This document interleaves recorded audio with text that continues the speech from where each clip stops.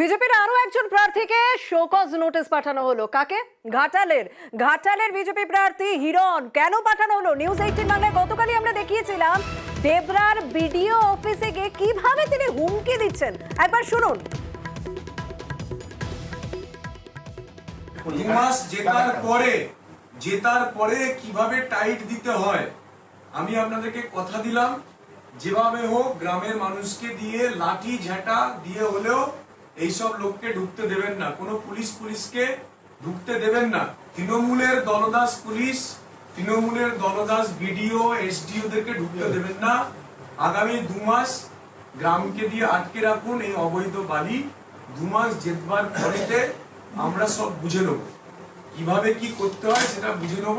সেতু চোর দীপক অধিকারী। তো সেই জন্য আপনাকে অনুরোধ, আপনি 2 মাস অ্যাটলিস্ট গ্রামের মানুষকে সাপোর্ট করুন। এই 2 মাস আপনাকে কালীঘাট ট্রান্সফার করতে পারবে না। দেবরার বিডিও অফিসে গিয়ে টাইট দেওয়ার মন্তব্য করছেন হিরণ এবং তারপর তাকে স্বাভাবিকভাবে নির্বাচনী বিধিভঙ্গের অভিযোগে শোকজ নোটিশ পাঠালো কমিশন। কিন্তু হিরণ তার এই বক্তব্যের সপক্ষে যুক্তি দিচ্ছেন। তিনি বলছেন তিনি ন্যায় করেছেন, তার এই মন্তব্যে কোনো রকম অন্যায় হয়নি এবং পাল্টা তিনি বলছেন যে তাকে কোনো রকম কমিশন এখনো পর্যন্ত নোটিশই পাঠায়নি, কোনো চিঠি পায়নি সে। এটা ভিডিওকে বললাম যে সেতু পার্কটা টাকা লাগে, আপনি কেন নেন সরকার থেকে? বলছেন আমরা নিই না। তো কারা নেয়? বলছে পঞ্চায়েত সমিতি নেয়। তার প্রতিবাদ করেছি। আগামী 2 দিনের মধ্যে ওখানে বোর্ড লাগাবেন এবং আপনাদের এই বালি খাদান টাদান সব বন্ধ করে দেবো আমরা। এখন যা বললাম একই কথা আমি বলেছি।